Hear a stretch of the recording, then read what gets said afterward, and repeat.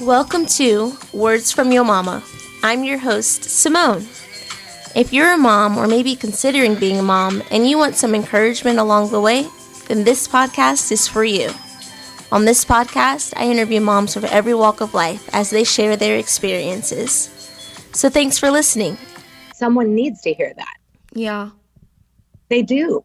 Don't get frustrated with the process. It has to happen. On this episode, we are going to be interviewing Jolene Wisenhunt. This mama is a mom of quite a few. She's only got 5 kids, but she's very experienced in the world of mothering.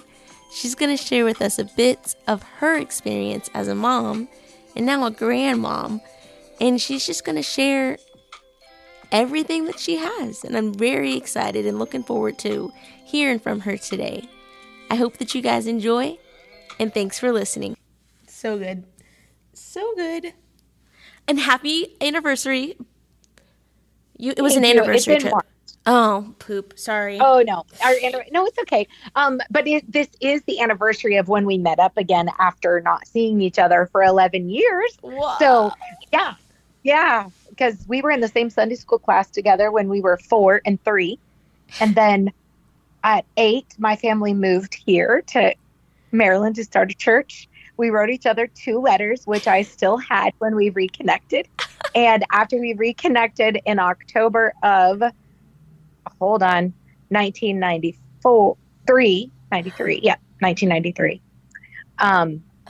We got married. We got engaged in November and we got married in March. So I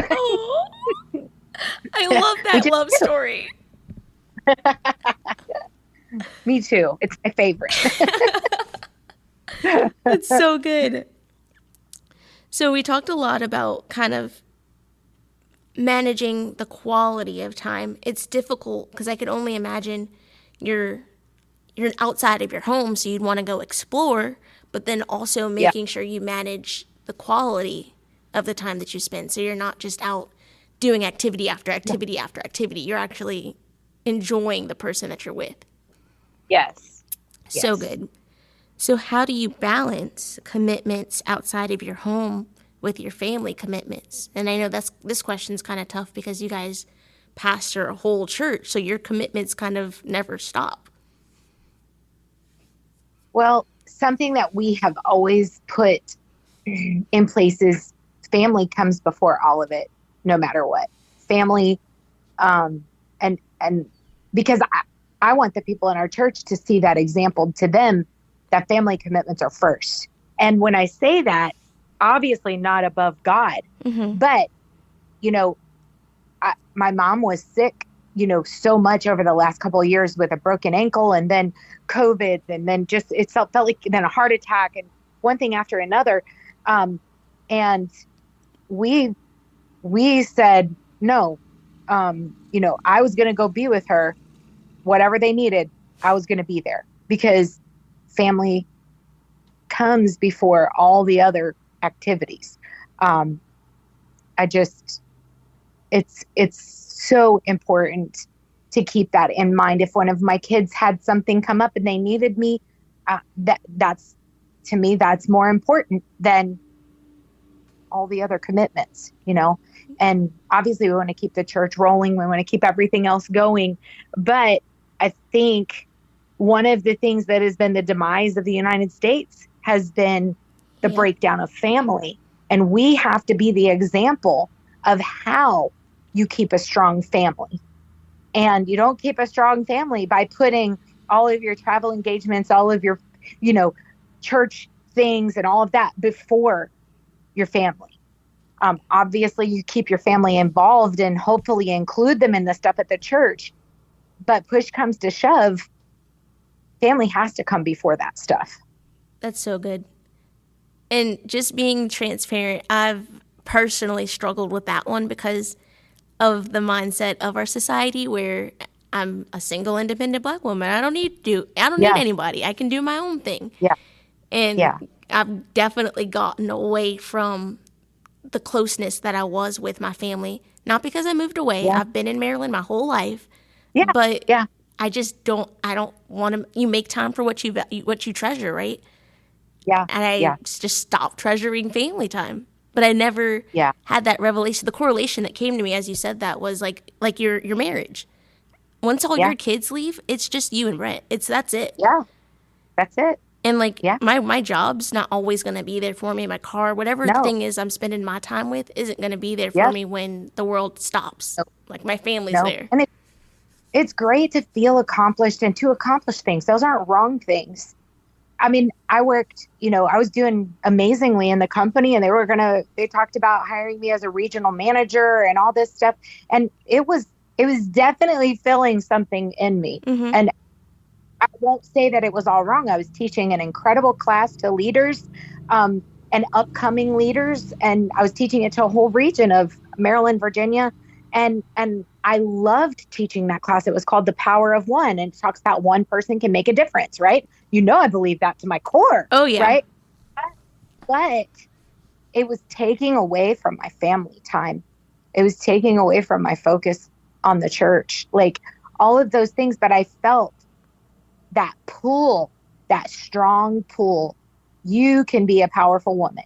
You can do this. You got this. And obviously I was still being a witness to the people around me. I mean, I was sharing Jesus all the time. And so you can kind of get to this place where you're justifying this pursuit that you didn't even know you were on until you're headed there full force, Mm-hmm. And you can kind of get to the place where you justify it in your mind because, you're doing good for Jesus. You're reaching people, but what about the people that matter the most? Yeah. And growing up, I saw friends of mine who were ministers' kids. Their parents were so busy that, it hasn't been a good journey for them. Yeah. And I don't want to be. Obviously, kids can make up their mind. They can do what they want. We all know this. We have the power of choice. But I want my family to know that they am not, and I'm not just talking about my kids. I'm talking about my husband first, but my kids, my grandkids, my parents, they need to know that they matter to me more than all the others in the world. Yeah. Man, that's so good, Jolene. So good. So we are quickly coming to the end of our interview window. I have two questions left for you. Okay. Wait, I may have one more. Okay. I have one more. So there's three questions. All right. Sorry. What do you believe about yourself that helps you be successful and deal with hard times?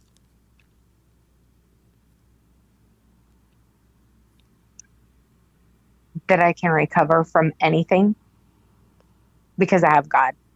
Yeah. I can get up again. I can keep going because I know that there's a call in my life. And I believe that for every person. I believe there's a purpose and a calling on every person that walks, the face of the earth. Anybody that's born, God had a plan and a purpose for. And because that's been put into me since I was born, that Mom used to say this all the time. I know you used to ask that one, but this too shall pass. Whatever you're going through, it's not going to last always. Just hang on and keep going. So good. There's like 17 gems of wisdom in this podcast. And it's just I just wanted to keep going. So sorry. One of those moments where, like God, and God's using it for me. Trust me. I believe it. He's reminding. Yes. Yes. Have you cried yet? Oh, yes. Okay. Several times. Several times. I didn't hear it. I was like, am I being a baby right now? Like, why am I crying so much? No. Okay.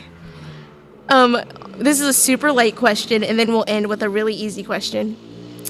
Okay. After this motorcycle passes. All right. Growing up, what did you want to do for a living?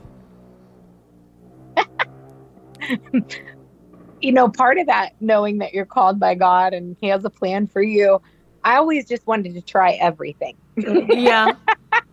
I did. I wanted to be a music writer. I wanted to be a pediatrician until I broke my arm and the doctor had to reset it. I was like, nope, not hurting people to make them better. Not doing that. Right. And wanted to be a flight attendant. They had a flight attendant school when I was graduating, and one of the representatives came and met with me and my parents at our house. And Nice. I was going to go to flight attendant school. And then I learned that I didn't have a choice in my schedule. I'd have to miss church. And I was like, oh, nope, not doing that. Yep. So the main thing that I always wanted to do, and people would ask me, is I wanted to be a wife and a mom. Aw, you did it. That's what I wanted to do. I did it. No one's dead yet. Oh man. Yeah, no, I totally relate to that. I feel like I wanted to do everything in the world because the Bible literally says I can do all things through Christ. So I'm like, yeah, let's do all the things. So let's do them all. Yeah. I think the most craziest thing that I tried to do was become a nurse as well. And I was like, Wow. I have to draw blood. Wait, what? Yeah. Yeah, No, thank you. No thanks. Nah. Were there any specific books of the Bible or even just books in general that helped you grow as you raised your family? I know you mentioned a verse earlier, which was a fantastic verse. I've never even read that verse. Psalm 60? Yeah. It's Psalm 66:12. Yes. Yes. It was it's our motto. My husband and I, literally, we just know that God gave us that verse. But Psalms chapter 1, blessed is the man that walketh not in the counsel of the ungodly, nor standeth in the way of sinners, nor sitteth in the seat of the scornful. But his delight is in the law of the Lord, and in his law doth he meditate day and night. And he shall be like a tree planted by the rivers of water that bringeth forth his fruit in his season. His leaf also shall not wither, and whatsoever he doeth shall prosper. And I taught that to my kids in elementary school. And that has been one of our family's just words to live by, that one. And I absolutely love the book of Ruth. I love the book of Esther. Like, you could just say, I can go down. I love the Bible. Yeah. Clearly, you just literally, that blessed me so much. You quoted the Bible word for word. The only other person that your brother does it as well, but I can't even say the outside of church, but like your dad and you like can quote a scripture, reference it and everything, like you're at a Bible quiz drill or something. Like, that so just blessed me. Like, you didn't have to say anything. You could have just quoted that scripture and like been done, like mic drop, done. Wow. Well, that really is like our life motto. Just, and I just, Titus chapter 2. There's a book that I have read time and time again, and parts of it, obviously, I don't like. You get a great book and some stuff in it and you're like, eh. And there's one part of it that I just don't like at all. But the majority of it is, it's fed me, it's reprimanded me, it's corrected me over and over again. And it's called Created to Be His Helpmeet. And it always helps me recalibrate, get back to what my main objective is. And that is to serve my husband, to love my husband, and to honor him and respect him and help him see dreams come true. And when that happens, it's reciprocal. He loves me like Christ loved the church. And are we perfect? Oh no, we're still working on it every single day and learning more. But that's been an incredible tool for me. It sounds like it. It sounds, you said the title and I was like, ooh, it sounds like servanthood. Sounds like submission. It's great. And obviously we got to go after everything that the world says is awful. That's what we need to grab a hold of. Yes, yes. So true. So true. So I have been beyond blessed to have this opportunity to interview you and to talk with you. And I hate that it has to end. But before, go ahead. No, go ahead. So before it does end, do you have any last words of wisdom you'd like to leave the audience with today? Um, as a mom Yes, ma'am. and as a wife, make sure that those are your first priorities. Um, After Jesus, after his word, after his guidance, that your husband and your kids. And then as your family grows, embracing those that he adds to your family, knowing that there's a purpose in that. Um, and don't overthink it. Just take the moments that you have to sit and snuggle your babies. They grow up way too fast. And I can say that now because I'm a grandma. But even that stage, cherish the moments that you get to spend with your grandkids because you are impacting their lives for the kingdom, hopefully, and treasure those moments, treasure the times that you can sit with your kids as adults and have coffee and, talk about things that matter and talk about things that don't matter. But um, just live in the moment. Don't stop dreaming and don't stop pushing for things God's called you to, but make sure to live in the moment and not be sidetracked by dumb things because these are the things that matter the most. Yeah. That's what I would say.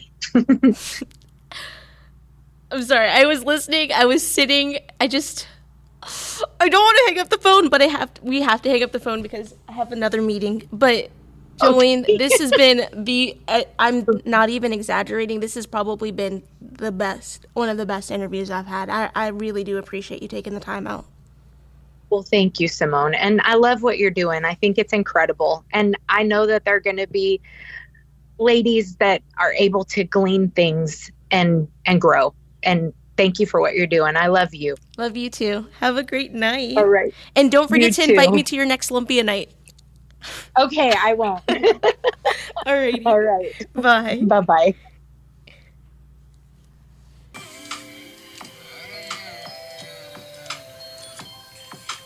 Well, that's all we have for this episode. Be sure to tune in next week for more words from your mama.